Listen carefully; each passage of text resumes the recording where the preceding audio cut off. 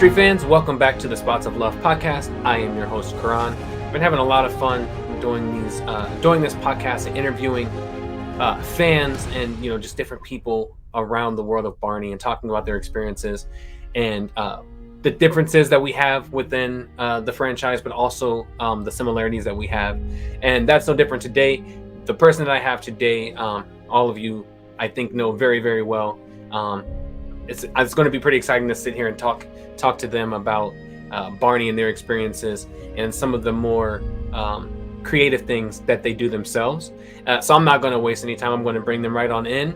Everybody, Hedge on stage. Or I'm sorry, it's Barney the dinosaur, dude. I thought I had a joke lined up and I didn't. So yeah, anyway. That's how it happens sometimes. How are you, man? I'm good. We were just talking earlier. It's hot and I hate it. I have a window open over here because I have a plant that's sitting over here, so I have to have it open. So while they're thriving and getting sun, I'm living over here and also dying too. And also dying, yeah. Well, I appreciate it. You anytime you're doing like your videos or podcasts, you can't run the AC because it's just too loud. Is that the issue? Oh yeah. That's oof. that's one of the worst, because especially during if I'm doing a live stream. Yeah. Sometimes we can have the AC going, but it's just so loud and my computer is right next to it. So it's I either have to have a ceiling fan going or a portable fan, and it's just it's ridiculous. You don't have. I thought you would have came on with one of your popsicles that you have sometimes. We ran out. We have Italian. We have Italian ice. You know what that is? Oh yeah. So I was gonna do that, but I didn't want to be eating during a thing. Yeah. Not that it really matters, but. Right. Yeah. Well, I'll try not to keep you too long, so you're not over there just baking in the. No, I'm good. All right. So the way that the way I like to start this usually is I kind of ask the same question to everybody when we get started. Is just if you remember, or whatever your earliest memory is, if you don't remember exactly your introduction, but what was your introduction to Barney, if you remember that, and what that was like? Oh wow,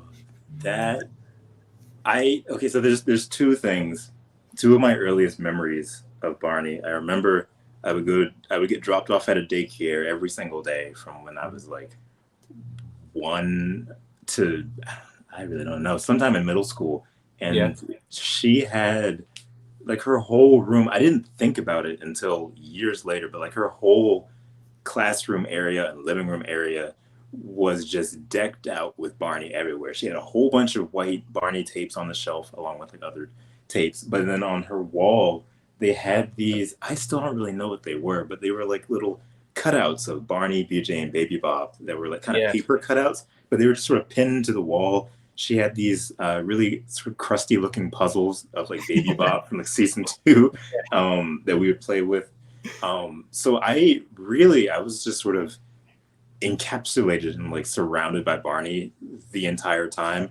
And then the other one was a birthday party, I think, that I had when I was younger. I didn't really have many birthday parties. I probably had one that I can remember, where it was a cake and had a little Barney topper on it. That's pretty much it. But Barney has been around in my life for a long time. I really can't remember exactly the age that I was when I first came around to Barney. Yeah. Your daycare sounds a lot like. So I grew up in my grandma's daycare. She has an in-home daycare still to this day. But that's pretty much how it was for us too. Primarily the Barney stuff was there because of me though. I have a brother who's older than me, so he was born in '92. So right when Barney was introduced to PBS, worldwide kind of thing. And so it got passed down to me, and I'm just the one that I just kind of ran with it more than everybody else. But it was the same thing there too. All of the tapes that's here behind me are the original releases. Because my grandma would just buy them. She would go to the store and be like, "Hey, I see a new tape. Is this new or old?" And I would tell her, and she would buy it. So we have all the way up to until they started doing those clip shows in an abundance towards the end of the series. I have all the original VHS and then DVDs. But her house is the same way, just Barney stuff everywhere, toys and videos and things like that. So it's kind of cool that I thought it was just like that because of me, but it's cool that there's other places around the world that's was like decked out in all this Barney stuff. Yeah, your her daycare, did she have like a whole bunch of kids at one time, or was it just like a few that would come and go? Yeah, no, she used to have a lot. So she started by watching just like families, kids, and things like that, and then she was like, "Oh, well, I should probably just get a like a license for it." So she, in the summer times especially, we had like 15 kids. Sometimes it was like 20, like in the house, just littered inside and outside of all ages, young babies, um like older elementary school kids, things like that. Now she has, I think maybe like 6, because she's cut down on the amount of kids that she watches now. But back when we were growing up, there were kids everywhere, man, all Wow, the time. that's Yeah. crazy. I remember ours. I think the most we ever had was like 10, maybe, which was crazy because we would get together and she would put on a tape and she'd be like, "Hey, you guys want to watch? What do you guys want to watch?" And I'd be like, "Barney, let's do Barney." But then other kids would be like, "How about Finding Nemo for like the Yeah. 20th time?" It's like, nobody wants to see Finding Nemo again. Like, it was always like a tug of war, what we would watch that day. Yeah, that's hilarious.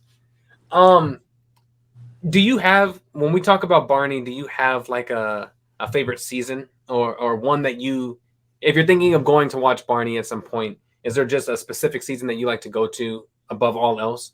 I'm looking at my shelf right now. Usually, I'm gonna be honest. I love Barney and the Backyard Gang. That original series is just so nostalgic. I love it a lot, but I don't normally head straight for that. Usually, it's somewhere in between seasons 1 and now like season 4. Like I used to just frequent the first 3 seasons because that's what I grew up with. That's what I know the Yeah. most, and I derive the most happiness from those seasons.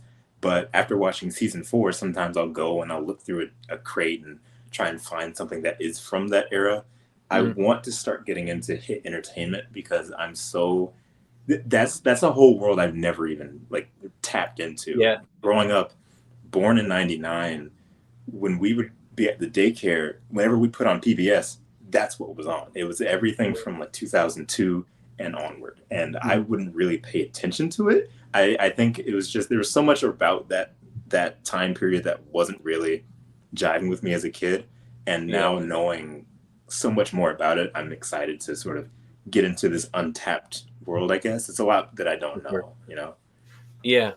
There's even though we all know how the show ended and like how things changed for the worse towards the end, but there's some gems that you could find within that series if you get past the body actors and the voices and things like that that you don't really necessarily um like as much as the classic stuff.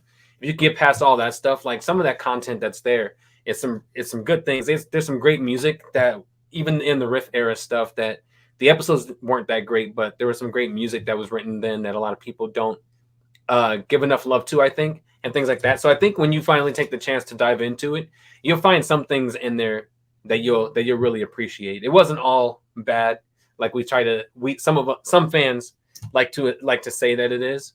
So I Mhm. think you'll appreciate some of those. Season 7 and 8 is kind of like the ones where if you're a diehard early Barney's fan, you can still appreciate season 7 and 8 even with Dean and Carrie on there because I mean Steve White served as like the head writer, so he kind of kept everything in this uniform kind of thing for those 2 seasons. That just flowed really well. Um, but yeah, I think you'll like some things in there. I'm interested to hear what your opinions are once you finally do take that dive into it Yeah, and people watch have it. told me that like you know I've always said that like I wish Barney tapped into a lot of the social issues that we have today, and Mhm. people have told me that like there are some episodes that sort of do more with that sort of aspect, kind of. And then I Yeah. also hear that like season 7 and 8 are pretty good. I've never I've never really heard anyone recommend anything past that, Mhm. but so Yeah. that worries me a little bit. But like I am excited to sort of get into that whole area. I think that's really just a fun thing to do later on. Yeah. I recommend all of it except for like season 11. Because Really? it's yeah, it's strange for me because I was born in '93, so I grew up in the prime of Barney, but I never grew out of it either. So I watched it even as a high school kid. I was talking to Andrew and Kaylin yesterday about this. Like I would by the time I was in high school, Barney wasn't on before I went to school. So I would take a blank VHS tape and like set the VCR to record for a certain time. That way, when I came home, I could watch it. So like I've watched all the premieres of like all the seasons from season 7 on because I was old enough to record them and kind of do that thing on my own. And I liked like season 12 and 13 when they went back to the original format. Obviously, the content of it being like conflict based, I wouldn't have made that decision. But there are some elements in those later 2 seasons, even though some of the writers in them weren't that great, that was reminiscent of what Barney used to be. So some of my favorite episodes still come from those eras too. But yeah, it's strange because I'm one of those people that I'm in that generation who all kind of stick to the lyric or Lions group kind of era. But I appreciate all of it. I also like when things change and new things, so I don't hate some of the additions that they made or like riff and that kind of thing like some people do. So I'm always like, you should just try to watch them all and then like form your own opinion on them. Right. But the only season I always skip over is like season 11 because I couldn't stand Baby Bop that season. Oh wow. Yeah, it was just like I thought it was cool in season 10 when they split the episodes because in my head I'm like, oh, we get new content or like double the content. But by the time season 11 came around, I was like, I'm sick of this like double parted because you don't really have enough time to learn or explore anything. It's just like here's Barney who doesn't pop up much, and then like they're just gone. It's like it was just ridiculous. So I was glad when they went back to the format for sure. Speaking of Baby Bop, I'm looking in the background. What is that in the background? That Baby Bop is? Yeah. That's so I used to do Barney costume appearances from middle school up until I was like 21, and I had a custom Baby Bop costume built. So that's just the head because this room is so small I can't fit the full Barney costume or a full Baby Bop costume. So that's just her head. Here, let me see. Okay. Yeah, I was trying to figure it out because I was looking. I was like, "That's pretty cool," but then I couldn't tell if it was 2D, like a painting, or it was really bothering me. I was like, "What?" Yeah, it's an actual head. That's crazy. That I have custom made. Okay. But yeah, I thought it would be cool to just have it sitting in the back. The only thing I hate is that they didn't use hair; they used feathers for the hair. And I don't understand, and it's not even green; it's like a blue. It's like But I've had it since I think I got it in like 2012 or 11. So I've had it that long. I just don't want to part with it, so I just have it sitting around. Yeah, it's really well made. And I have my Barney feet behind me on the shelf too. And oh, you can't see it. Oh wow! I just have the feet here. Oh, that's nice. Yeah. You ever just go to the store with that? You walk into Walmart?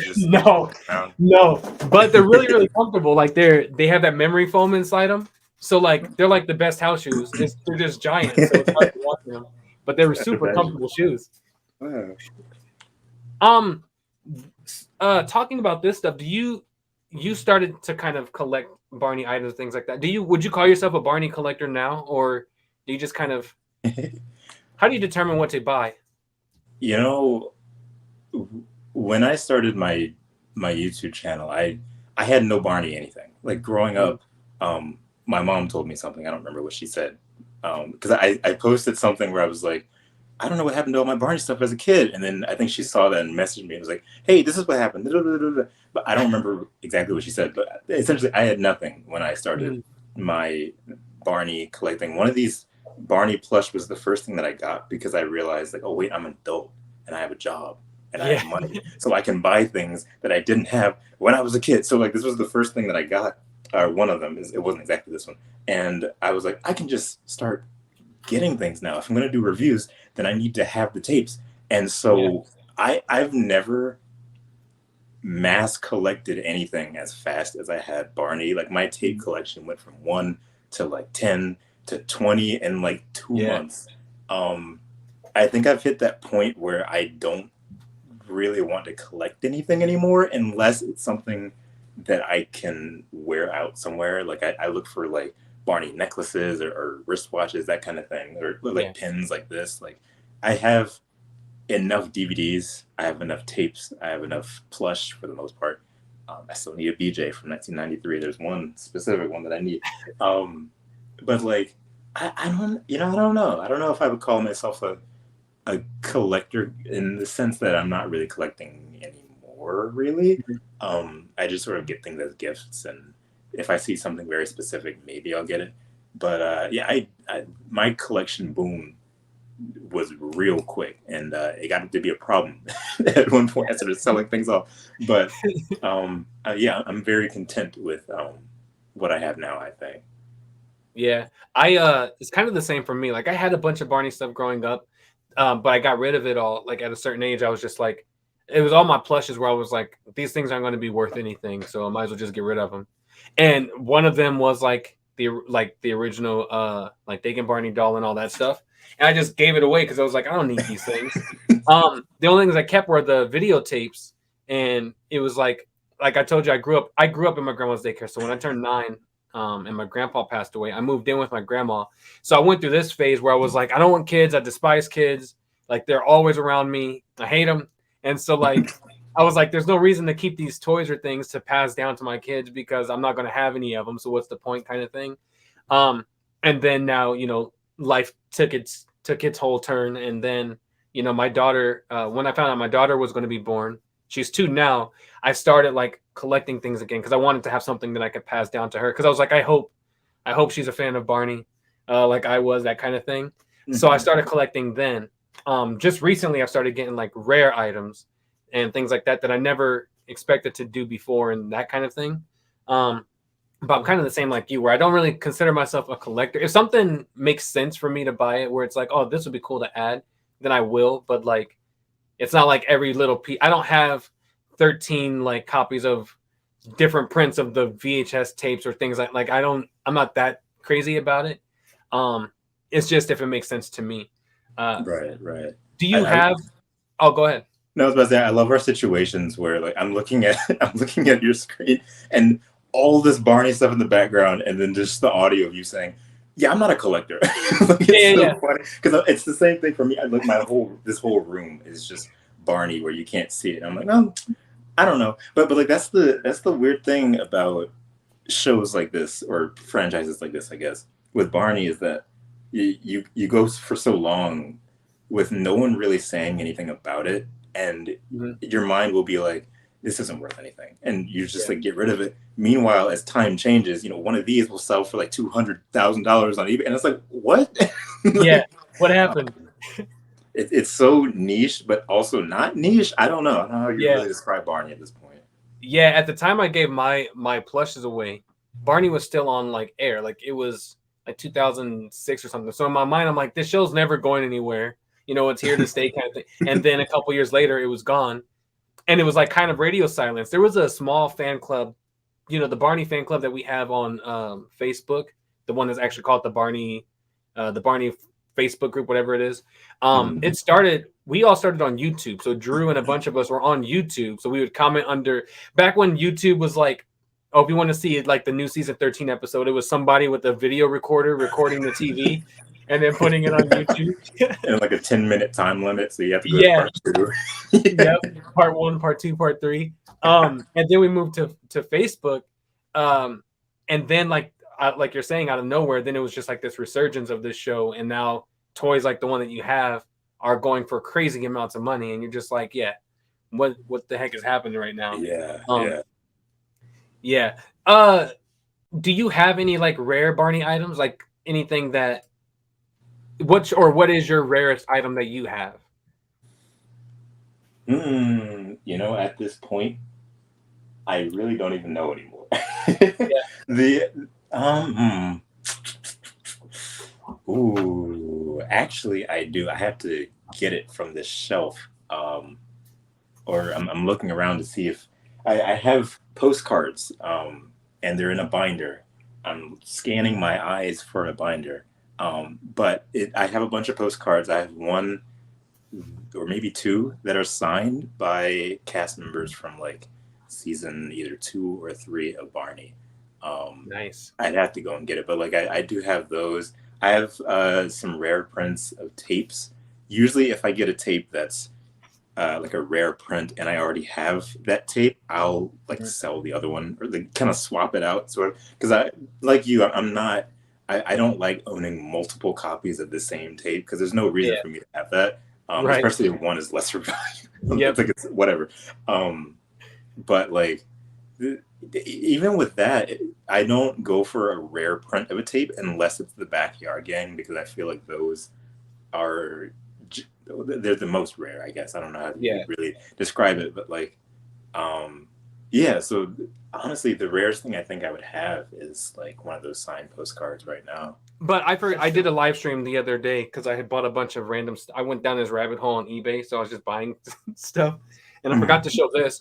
But you mentioned wearing things, and I thought about wearing this, but I didn't want to like ruin it because it's pretty old. But I got this from Andrew, and it's a watch that was gifted to like cast and crew members, Ooh, like way back when. I don't know if it's going to be a clear picture, but that's there you go. sick. Yeah, so it has like the band is a little worn and stuff because it's from like 94 or 5 or something. Mm-hmm. But I don't really wear it. I've thought about it, but it's like I don't really want it to like get ruined or something. But the Mm-hmm. other cool thing that I think this is the most rarest thing because like you can't buy it unless you found like a garage sale or something. But Andrew also gifted me this, but it's a piece of the spaceship from Barney in Outer Space. No way. It's one of the control panel pieces. And it even has like some writing on the back. It says like lyric 1998 on it. Wait, so what is it actually? Because I'm trying to like figure it out. It just says it was like a spaceship control panel piece. So I don't know what like some part of that spaceship set from Barney in Outer Space. It was one of the pieces as part of the panel. Okay, Um, yeah, because I've never actually seen that home oh, video you've in never seen full. that? So it looks like a coaster with like a little It shot does, glass on yeah. it. It was like what? Yeah, it's like a knob. I don't know if it was just like supposed to be like a knob or something that they were just like turning or I don't know. I have to go back and Okay, watch the movie again because I haven't watched it since I got it. But I thought it was cool because like you can't just go buy that unless you have somebody who's selling it or something. right. So That's those are like my interesting. rarest things.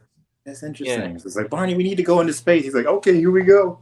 yeah, And just exactly. Let's turn this toy ship into a spaceship. Go visit this new planet with this random kid we saw through a telescope.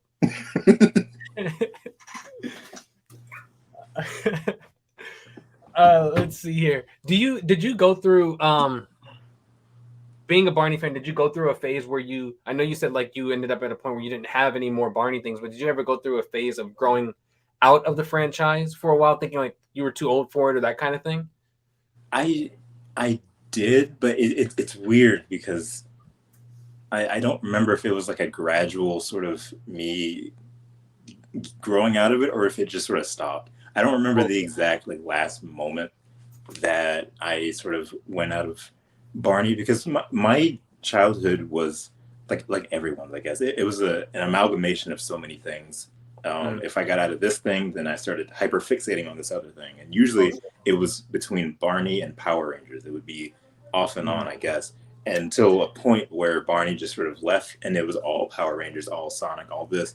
And I did have that sort of feeling of even if I did get back into Barney or rediscover Barney, I'm at an age where like, I'm going through high school. So like no one's really going to be attached to that. No one's going to be attached to me because I'm into this sort of thing. And which Yeah, in this day and age isn't much of an issue really because or most people now are a lot more accepting. But mhm. there was that sort of stigma of I probably shouldn't talk about Barney at all. Yeah, And then in late, I think it was 2021, it was when things just sort of snapped and everything just came back. And I was like, I do love Barney. I yeah. remember this. I'd be in church drawing on my sketchbook the Barney suit, and that would be it. Yeah. Just over and over again. And I would close it, and that would be it. But yeah, there definitely was that whole period where it's like, I don't know, Barney who, you know. Um, I'm glad that you mentioned your sketchbook kind of thing because that's where I want to ask you next is, you're obviously this creator. We've seen you draw these amazing pieces. I have one of your things back here, and your stickers are up on my shelf. But I have the poster here that you sent me. You're this amazing creator, talented animation and things like that. Where did your love for art and creating pieces like that come from? Do you know? I've drawn all my life. I remember I used to be envious of other people because I didn't understand how people paint. I still don't really know how to paint.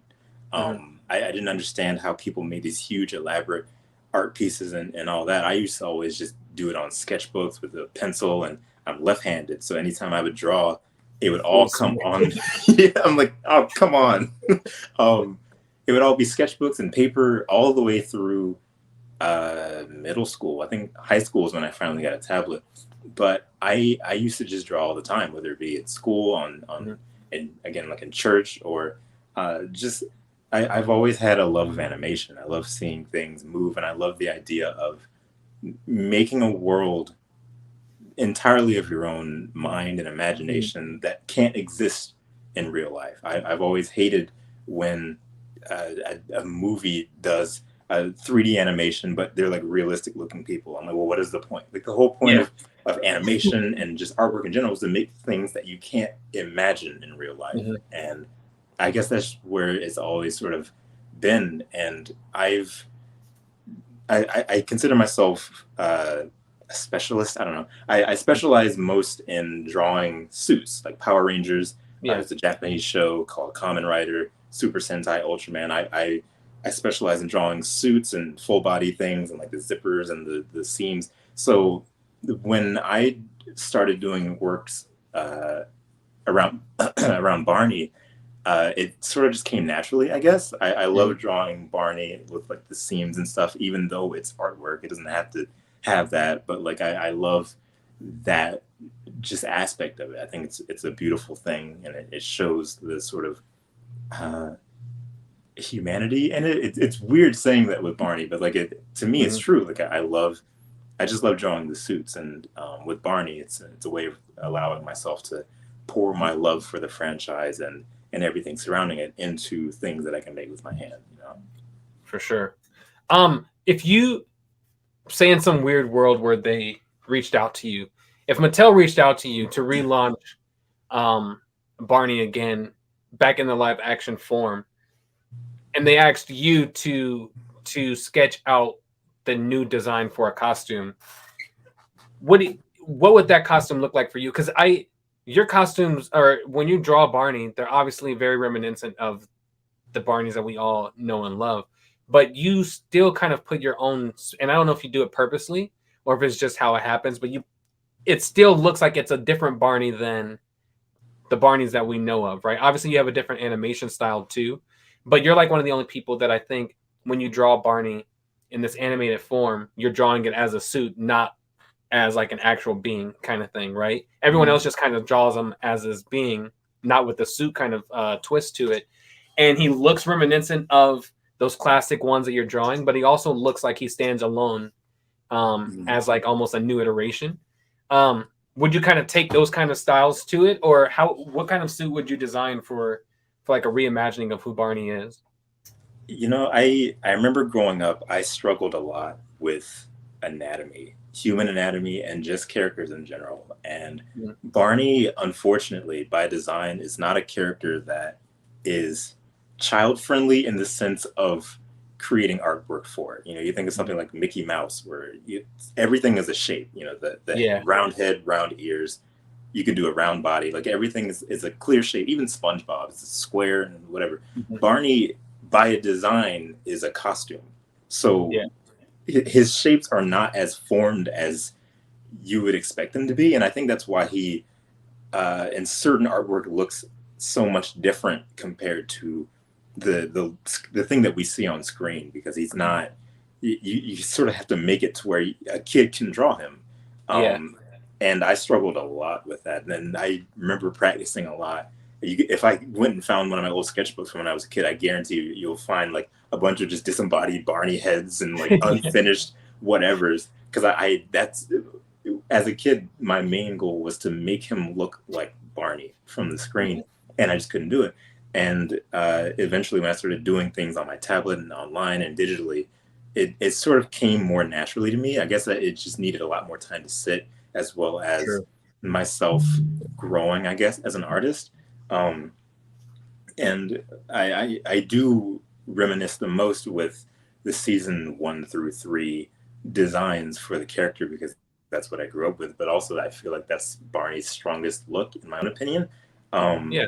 Usually, when it comes to drawing or even animating a costume character, I do try to add sort of more, I guess, realistic um, expectations to it. Something like the Japanese show Kamen Rider. They're suits that kind of they look like bugs, kind of. They have like bug eyes, Mhm. and being a suit, they don't move. There's no expression Yeah. or anything. But I'll add like things like them crying or like winking, like that kind of thing. And people seem to love that, and I wanted to try and give that to Barney. I've only ever done one real animation featuring Barney. It will out where you can see like all of him, like the actual Yeah. costume and everything.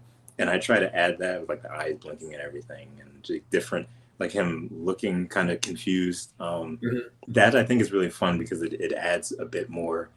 You just don't really expect it from something like that. For sure. If Mattel asked me to redesign Barney, I probably would lean more into uh, what people normally see Barney as or draw Barney as now, where it's more cartoony-ish kind of, but still have that sort of suit flair to it.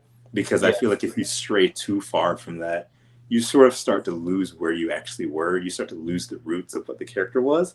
If Mhm. you can sort of mesh a character to where, yes, this is Barney, but also this is Barney in the modern age, but also remember that this is the Barney that you grew up with. If you can add all Oh yeah. those things together, I feel like that really gets to the heart of what a character is without losing where you came from. For sure. I would love to even just do like promotional art for Barney stuff. Like that would be Yeah. really cool. I think that's like a dream come true to me. Um, but yeah, I would love to like do something official at some point. For sure. Mattel should run some type of a campaign, like for fans, of like submitting artwork and then using somebody's chosen artwork for like whatever, yeah, promotional stuff or like merchandise. If you want to tap into like a fan base like Barney's where you're building on or banking on nostalgia and stuff like that, you find ways that those fans can be a part of this new thing that you're Oh creating, yeah. I think. Oh yeah. I Um feel like Barney is sort of missing that compared to. Well, actually, I don't even know if they really do that with their other brands. I know Thomas and Barbie communities are pretty large now, but mhm. I don't know if Mattel really reaches out in that sense. I know Barney's sort of lagging behind everyone else Yeah, right now, before the reboot, of course. But like, it would be nice if they did sort of try and interact a bit more. Yeah. for sure. You mentioned that you did that one animation of Barney. I think it's the one where wasn't it Barney and Bob West? Yes. Yeah. Yeah. So you mentioned like giving I remember there was a few people, myself included, when you released that, where we were like you had given Barney that opportunity to show different facial expressions and things like that that that were flawless, in a sense, still using that traditional like style of who Barney was. And I think that's what annoys me a little bit about this new show coming out is they didn't have to go with the giant like brows and all that stuff just to give him the opportunities to change facial expression. I Right. think looking at someone like yours with the work that you created, taking something that Barney was already established as, and then just adding those small elements that gave him more dimension is all they really had to do. Um, Yeah. I don't hate the new series or anything yet because I don't know what it's going to be like. But I think that's one of the things that I kind of had an issue with, where it's like you didn't have to do all these super abstract redesigns of this character that was already designed almost perfectly. If you look at his older animation and things like that, you really didn't have to do much different to him. Um, Right, right. And I feel like there's a weird bridge with that mhm, because I remember there was a point where I started to think like, even if they replicated the Barney, what Barney looks like as a costume in 3D and animated him for the reboot, it would still look uncanny and weird just because yeah, of the fact that they'd have to, that he used to be a costume, but now you're in a 3D world. It would be like Sid the Science Kid, it's yeah, made by the Jim Henson people, mhm, but it's CG animated and everything's so slow and uncanny and weird. And it's like, well, why didn't you just make it puppet? So like with Barney, we've seen what he looks like in 3D. If you go back to Come On Over to Barney's Yeah. house, they did that once for like 10 seconds and never did it again. And we know Yeah.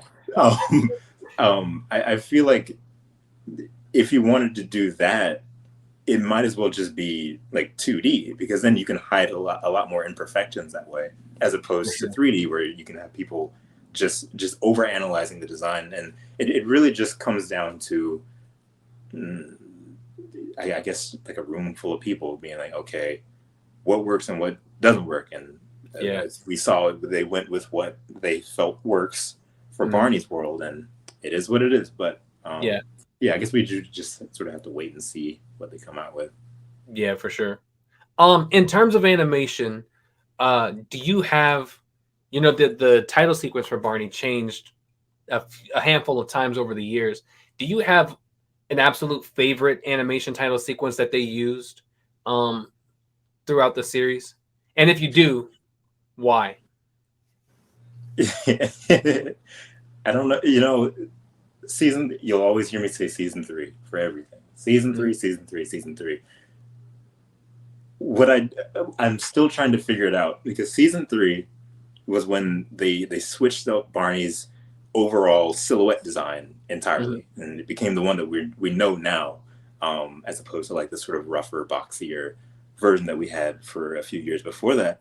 And I thought that animation was so clean, but they do a little thing at the end where it's them running on that little green line while the little flute, whatever instrument is playing, and then they get to the end and they just sort of they stick their arms out and they like look. I don't understand what the direction was for that, or like what they're supposed to be doing, like still to this day, because they don't use it anymore after that. After season 3, that completely just goes away. And I really would like to.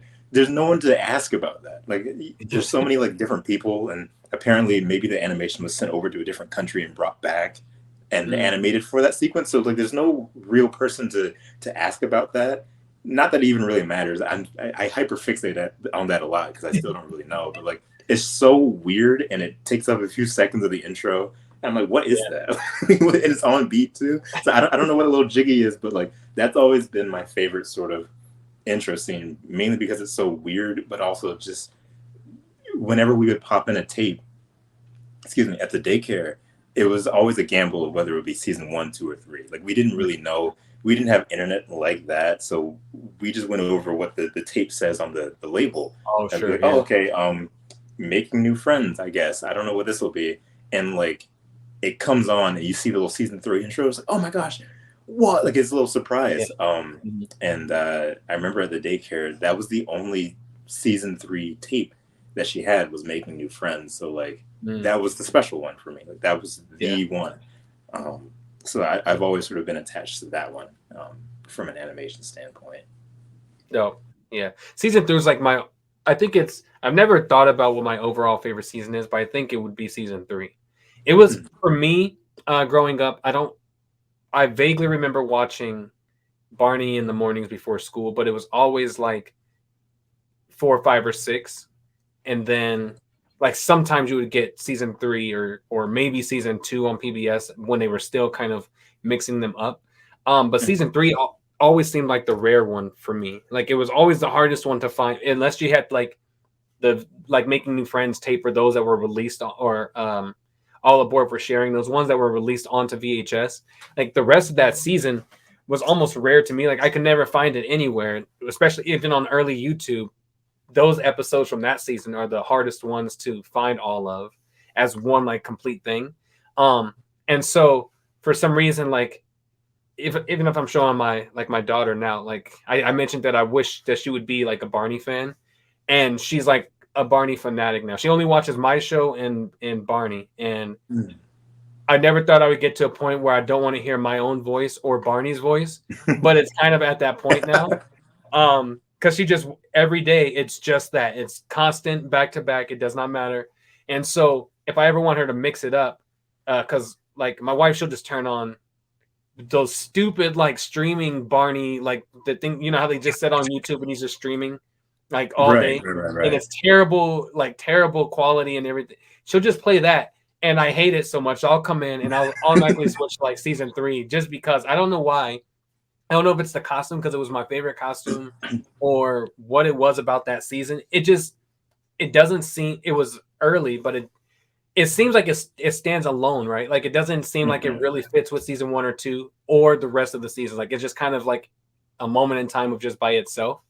Right. And something just draws me to it. So it's interesting that you choose like that intro animation too. Because even that one, I think even the colors and things were just more vibrant and like that line that they walk on almost looked like it had like more dimension to it than season 1 and 2 did. Oh yeah. Yeah. And like just those subtle things. So yeah, I don't know. Season 3 is always just stuck to me. I think with I've spent way too long analyzing these intros, but like the season 1 and 2, the background is white. It's like a completely white background with like the little twinkles on the side and everything. But then season 3, if you look, it's white, but it has the letters of the alphabet just like stamped in, and it adds just that little detail adds so much more dimension to what I love that those first 3 seasons. Only those first 3 seasons, I think, made an evolution of itself as they went on.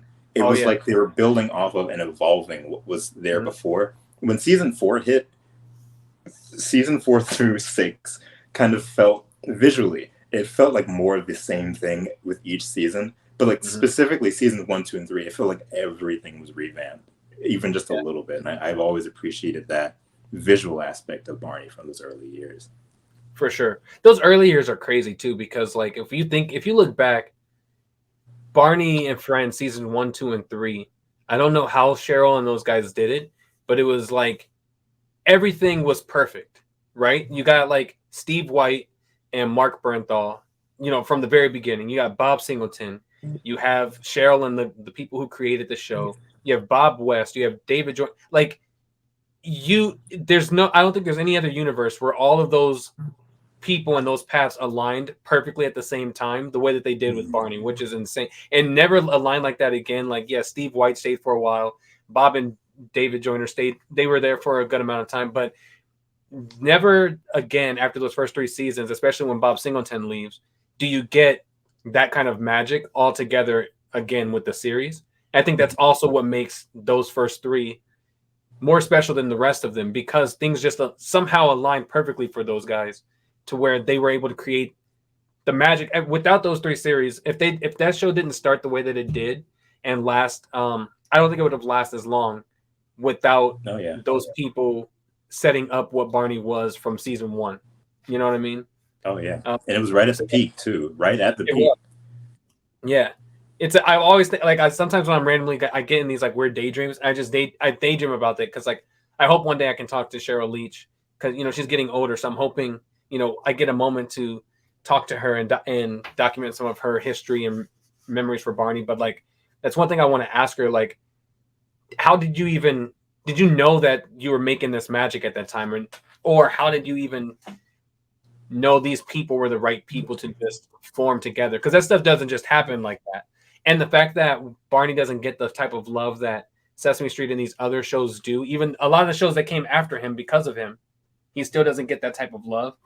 Right. It kind of blows my mind, because it's like no other show has ever done what Barney has done to the magnitude that he has. And it's just insane that he doesn't get that respect that these other shows would get. Right. It's weird. Right. It's like lightning in the bottle. Yeah. Let's talk about your YouTube channel a little bit. So like right now, you're looked at as like I'll say you're looked at as one of the most like trusted content creators when it comes to Barney on YouTube. Like people tune in when even your Power Ranger videos and those things do great. But like for our community, when it comes to Barney, people look for your videos and like they cling to the information that you give, your opinions on things. Did you ever think that you would be doing this sort of content on your channel and it would be where it is now?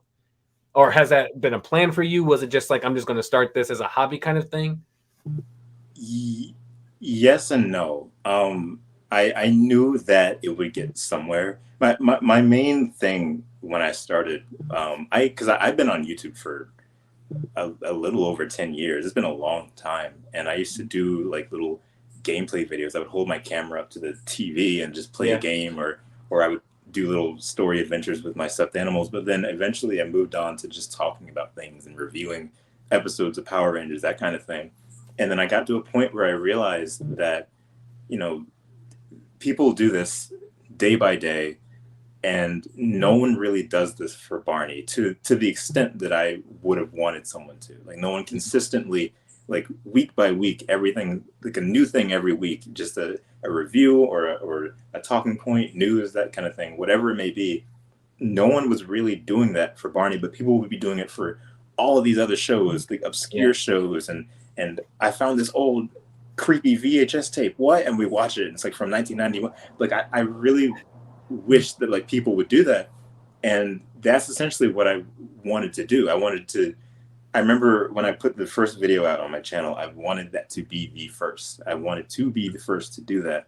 And I don't know if I actually was, but like it ended up growing and building and building and building to where now it's like it's part of my career. Like, talking Yeah. about Barney, I'll I'll be somewhere and I'll be like, hey, I gotta go to work real quick, and I'll sit in here and be like, so Barney and Friends season whatever, and like that's my job. Like, it's such a blessing, and I love getting on to, we get new news or from something, and then being able to record something, and then immediately before I even edit it, people are like, I can't wait to hear what they have to say about this, or tagging me in it, and like it's a really Yeah. nice sort of feeling, I think, and I'm very blessed for sure.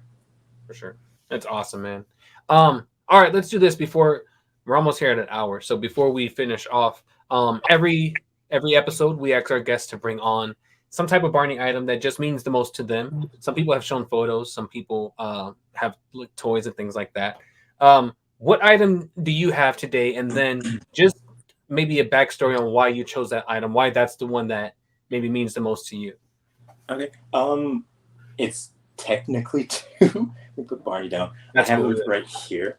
So growing up, I didn't. Well, first of all, I didn't know that they sold the Barney bag. I didn't know that they even had a Barney bag that you could get anywhere. But as I got older, I was like, oh wait, they do. And it was never really something that I wanted for my collection at all. Like, I didn't really have any interest in owning it specifically. But eventually, I found one, and I have it right here. So this is Nice. Barney bag. But what's so cool about this one is that it was owned by Lauren King, who played Kathy and Barney and Friends. And when I saw it, I immediately like jumped on it. Even on this little tag right here, it has her name written right on it. And this one came with this one came with a postcard that had her signature on it from the show early on. So it's in really good condition. I assume that she got it and just sort of kept it somewhere, or her parents kept it somewhere, because it's like almost brand new. Like, there's nothing, no real scuffs or anything on it. And it's just been sitting in my display case. But inside of it, I have this tape, and this is 3 Wishes. This is one of the very first prints of the tape. It was sealed, and I opened it a few months ago. It was fully sealed from 1988, and 3 Wishes is one of the most important pieces of media in my life, really, just because it's one of the tapes that we grew up with in the daycare, and it was the main one that we were all scared of because of how he looks. And eventually we came around to it, and we just started watching it more and more. And this is the ideal sort of story archetype that I wish Barney stayed with for so long and consistently. Just learning things, but also remembering that it's an adventure. Like, it's a whole, it's in your imagination. And this abiliside Imagination Island are like the perfect combo for me. For sure. So I've always loved this. I keep it in a little clear display case. This tape is very dear to my heart. Always. Yeah. It's awesome, man. Those are great. I've been wanting to grab a Barney bag. There's a couple on eBay right now, but I just can't bring myself to pay as much as people are asking for them. Yeah. I want to get one eventually, though. So I've said many times before, I don't know if you know this, but growing up, I used to imitate Barney. So like I would stand in front of the TV. Yes. And I did it until the show ended. So just imagine 2009, I was like a sophomore in high school, and I was acting out Barney secretly at home after school. Yeah. the voices, the movements. And then I realized when I started doing Barney myself that everything that I was doing, I had learned backwards because I was watching it on the TV. Yeah. So that was the whole thing I had to get over with myself. But there were moments where I would act out Barney, like just on my own with like the daycare kids. So like I would pretend to be Barney and the kids would like dance along and play with me. And my grandma had this craft bag. She used to do different types of crafts. And it was super colorful. It did not look anything like a Barney bag, but I didn't have one and I didn't know these existed at the time. So I used to carry that thing around and like sing the Barney bag song with that. And so Wow. I've always wanted to get like an actual Barney bag. So I want to do that at some point. It's funny That's that you crazy. mentioned. Oh yeah, go ahead. No, I'm gonna say it's crazy you mentioned that because I used to do that too, like just like Yeah. mimicking the whole thing and like the arms and everything. And I remember in the daycare I would do that, and like I would just be playing around, and then a kid would. I used to hate when people saw me doing it, and a Yeah. kid would come around. I'd just be like, Yeah, you just stop. just like give them like a death glare. Just like Yeah. whoa. Yeah. Yeah, I didn't know anyone else grew up doing that as well. Yeah, It's it's interesting. so yeah. Growing up, you think that you're the only one, and it's so weird because in my grandma's daycare, like when I Love You or those things that come on, the kids, and it's cute because my daughter does it now. For I Love Mhm. You, she has to give you a hug, and then she has to hold your hand and sing the rest of it, like at the end when Oh. they all join hands. But me acting it out in the daycare, kids used to do that too. They would come up and hold my hand and sing like the I Love You song at the end. Um, so it was cool to have that experience. And maybe that's why I stuck around with it so much because I was in a daycare. So there's always a new generation of kids who are getting introduced to Barney. So it was just always around me. Mhm. Um, but yeah, you think that you're the only one who does stuff like that. But even Brandon Smith, um, you know Brandon Smith, right? The Right, Sesame right, Street right, right. puppeteer. He also, when I mentioned that on the Carrie Stinson podcast a couple years ago, he wrote me.